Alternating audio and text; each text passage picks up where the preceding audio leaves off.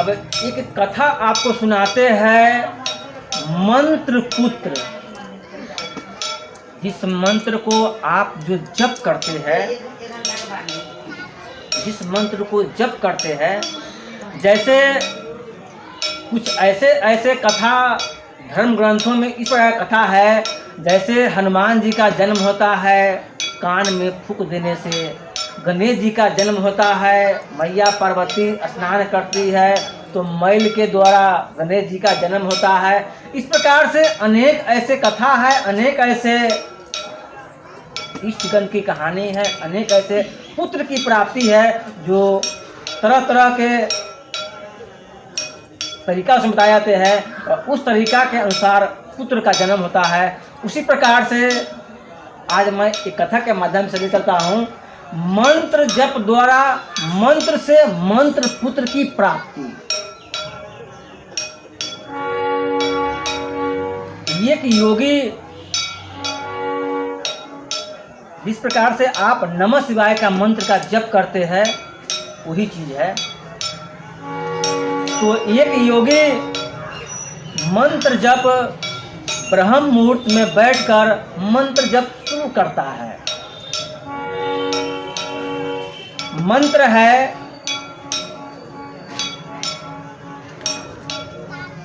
ओम ह्रीं ह्रीं वं वं ऐं ऐं मृत संजीविनी विद्या मृत मुत्थापयोत्थापय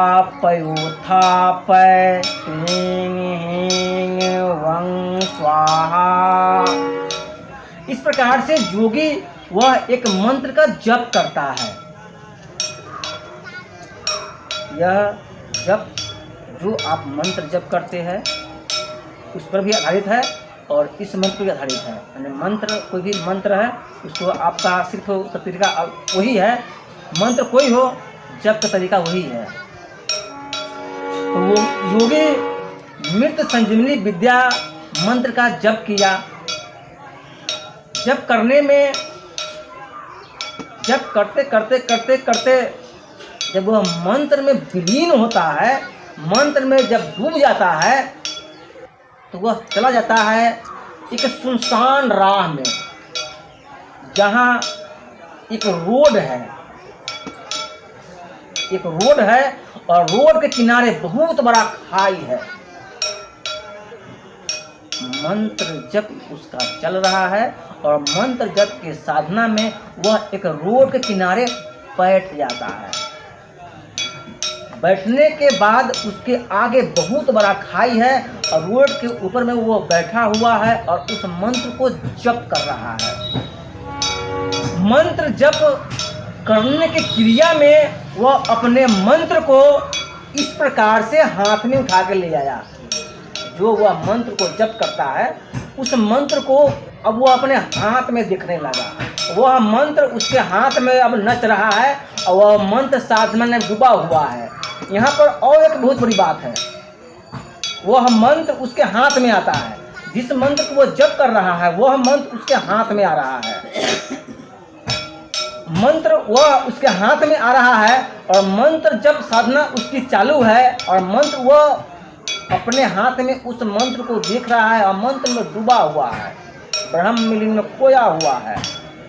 तो मंत्र को जपते जपते जपते जपते मंत्र हाथ में उसका नच रहा है। मंत्र जब नच रहा है नच रहा है नच रहा है, उसमें से एक क्रिया ऐसा हुआ, उसमें एक जिस प्रकार से साधारण मनुष्य होता है उस प्रकार से एक संत के रूप में एक मंत्र पुत्र का जन्म हो गया। हाथ में ही वह मंत्र पुत्र का जन्म हुआ और मंत्र पुत्र हाथे में खड़ा है। जैसे आप टीवी सीरियल वगैरह में देखते हैं, हाथ में कोई ब्रह्मा जी रखता है, कोई विष्णु जी रहता है, इसमें से अनेक चीज दिखे हुईगा। तो मंत्र पुत्र हाथ में खड़ा है। अब वह योगी इस मंत्र पुत्र से कहता है, अब आप हमें आगे का मार्ग बताएं, क्योंकि हम अंधे हैं, हम कुछ जानते नहीं हैं। अब हमें आगे का मार्ग बताएं ताकि हम इस जीवन में होनहार बन सके, खुशहाल बन सके और लोगों को अच्छा ज्ञान दे सके, इसके लिए आप हमें ज्ञान दे। उस मंत्र पुत्र से कह रहा है, उसकी मंत्र जब साधना चालू है, हाथ में मंत्र जपा और मंत्र पुत्र जन्म हुआ। अब उस मंत्र पुत्र से कह रहा है, उसी मंत्र जप की साधना में मंत्र पुत्र से कह रहा है, अब हमें आगे का मार्ग बताए कि हम कैसे चले। तो मंत्र पुत्र कहता है ठीक है तुम आगे आगे मेरे साथ चलो। अब मंत्र पुत्र आगे आगे चल रहा है, मंत्र पुत्र आगे का बढ़ रहा है और वह योगी उसके पीछे पीछे चल रहा है, उसके पीछे पीछे चल रहा है, उसके पीछे पीछे चल रहा है और मंत्र पुत्र आगे आगे चल रहा है। जाते जाते जाते जाते एक मंदिर है, वह मंदिर के सामने गेट पर जाके मंत्र पुत्र कहता है आप यहाँ पर बैठ जाइए और अपना कार्यक्रम यहाँ से शुरू कीजिए। अब वो योगी देखता है इस गेट पर तो कोई एक आदमी है नहीं, हम कार्यक्रम कैसे शुरू करें, यहाँ तो पूरा वीरान है, पूरा खाली है, हम अकेले कैसे कार्यक्रम शुरू करें, यहाँ तो कोई सुनने वाला है नहीं। जब सुना है तब वह मंत्र पुत्र कहता है आप पहले कार्यक्रम तो शुरू कीजिए। तो मंत्र पुत्र कहा कार्यक्रम शुरू करने के लिए अब यह जोगी लगा कार्यक्रम शुरू करने। सर्वे भवन्तु सुखिनः, सर्वे सन्तु निरामया, सर्वे भद्राणि पश्यन्तु मा कश्चित् दुर्भाग् भवेत्। ओम भूर्भुवस्वः तत्सवितुर्वरेण्यं भर्गो देवस्य धीमहि धियो यो नः प्रचोदयात्। इस प्रकार से जब वह योगी मंत्र पुत्र के कहने पर लगा अपना कार्यक्रम शुरू करने, तो ढेर सारे इष्टगण, देवी देवता, अप्सराएं सब भूल भूल आने लगा उसके गुरु के समीप में। जब वह सब आने लगा तो फिर अगल बगल के ढेर सारे लोग वहाँ पर आके उस गुरु जी की चर्चा सुनने लगा। तो गुरु जी पंचा अक्षर मंत्र के बारे में ढेर सारी जानकारी दी है। क्षिति जल पावक गगन समीरा, पंच रचित अति अधम समीरा।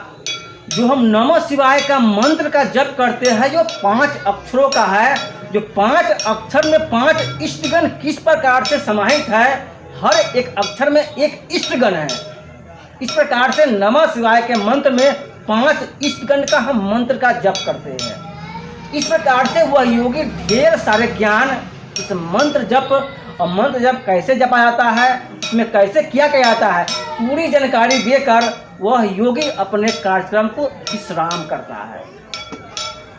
इस प्रकार से मंत्र पुत्र ने जहाँ एक लोग नहीं था वहाँ अपना कार्यक्रम करवा के हजारों लोग को इकट्ठा करवा दिया और योगी उसमें अपना मंत्र रखा, जो शिव के बारे में अनेक ऐसी दुर्लभ ज्ञान के बारे में जानकारी दिया, जो उस ज्ञान को सुन के सारे लोग आनंदित हो गए। उसके बाद कार्यक्रम विश्राम हुआ, सभी देवतागण और सभी अन्य जो मानव थे अपने अपने वापस लौट गए।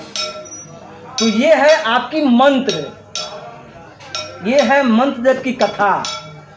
क्योंकि मंत्र अगर आपको सही से जपने का ज्ञान है तो आपके भीतर प्रतिदिन एक नया कहानी, एक नया भजन, एक नया कविता, एक नई ज्ञान की बात आपको लेके आता है। वह ब्रह्म मुहूर्त में किया गया मंत्र जप का जप, जो आपको सारा दिन शरीर को ऊर्जावान रखेगा और ढेर सारा ज्ञान आपको वह मंत्र देता है। तो मंत्र जप सही ज्ञान, सही विधि, सही तरीका है तब इसकी फिर प्राप्ति होगा, अन्यथा फिर असंभव है।